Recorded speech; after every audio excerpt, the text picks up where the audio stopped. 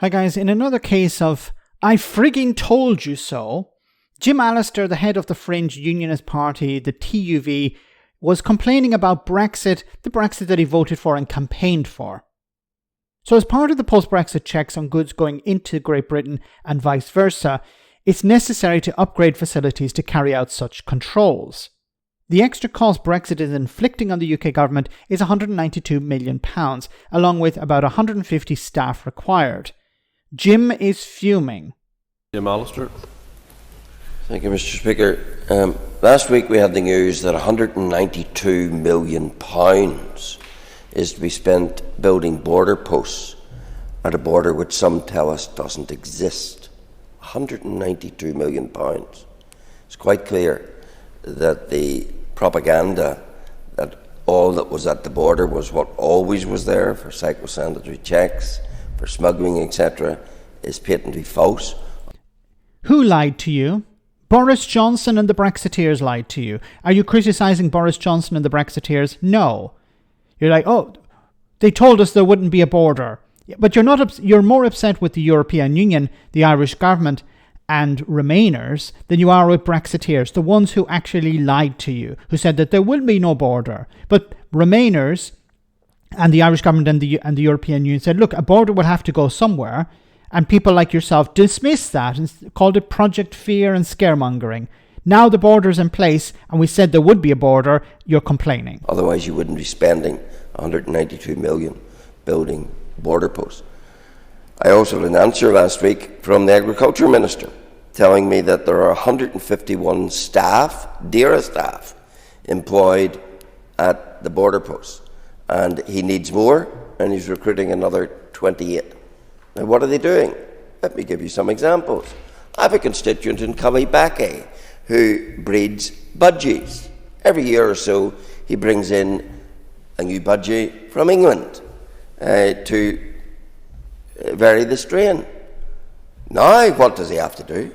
He has to have a veterinary certificate in England on the budgie.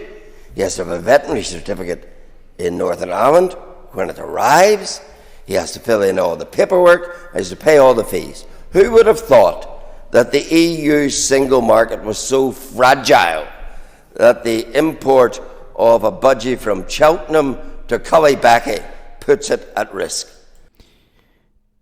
The EU single market has to be protected from, for example, avian flu. Now, I don't know whether budgies can carry avian flu, but if there's a risk to the single market, can you imagine the budgie came in, had some sort of disease, that disease was spread around Northern Ireland, spread around the European Union. Then somebody would be asking, why were checks not carried out? Why were there no checks? This is what it's about. It's not about a budgie. It's about protecting livestock. It's about protecting the single market in other ways. It's not about a budgie. It's about what that budgie can do. What else do they do? Well, we know, for example, that with the blue tongue designation, that there are cattle from Northern Ireland bought in Scotland, bought in England, sitting there for months on end because they can't be brought in because EU law says otherwise. Yet cattle bought in France can transport through GB, come in unimpeded. Why?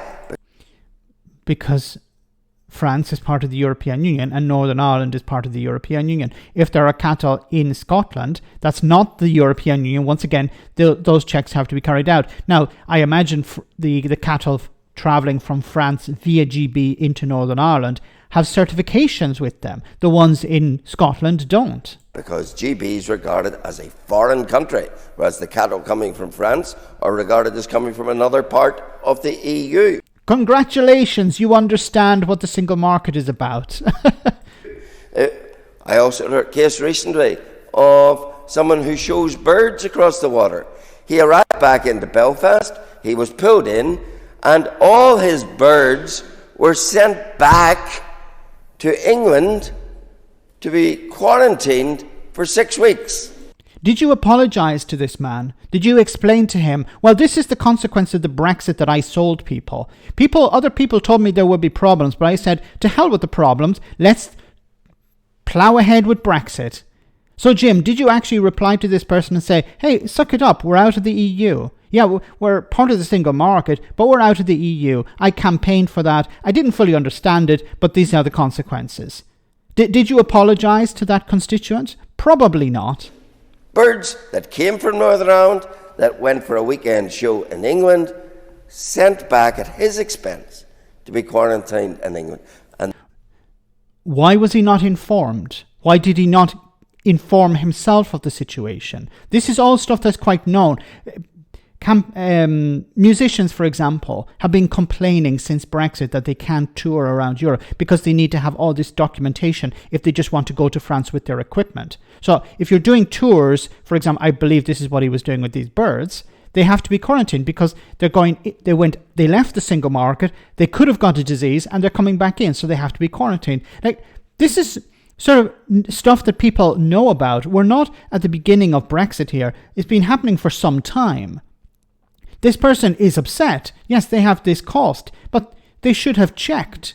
Why didn't they check? Did they not know?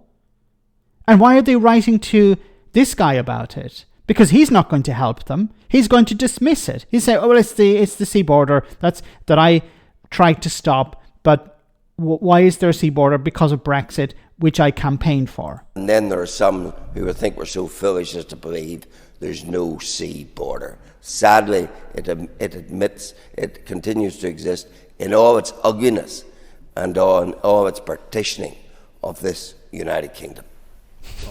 What a pathetic individual. Like, we just got rid of the sea border. Okay, and then what happens, Jim? Where does the border go then? Well, his response, of course, would be, well, just put it on the island of Ireland. Put it between Northern Ireland and the Republic. There you have your border. That's what I campaigned for. That's what I wanted at the end of the day. I didn't actually understand the Good Friday Agreement. I didn't really care about the Good Friday Agreement. I was hoping that the British government would ignore the Good Friday Agreement and put a border on the island of Ireland. I was too stupid to realise that they wouldn't be that stupid. Even Boris Johnson wasn't that stupid. He just campaigns on get rid of the Irish sea border. That's it. He's arguing against reality. And his voice is getting quieter and quieter. Well, he's louder, but his voice in the chamber is getting quieter and quieter because the DUP have abandoned him. He's on his own. He's signed up with Reform UK this week, but that's just a joke. They're not going to do anything about the Irish sea border.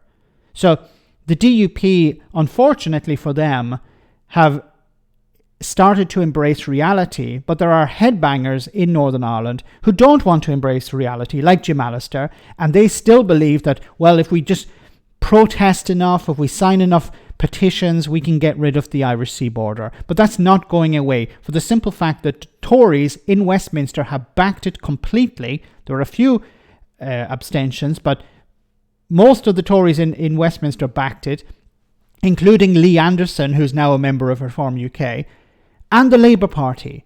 So going forward, you're going to have a Labour majority, and most Labour MPs backed the Irish sea border, backed the Windsor Framework. So it's not going anywhere. Doesn't matter how much Jim Allister complains about budgies or cattle or anything, it's not going away.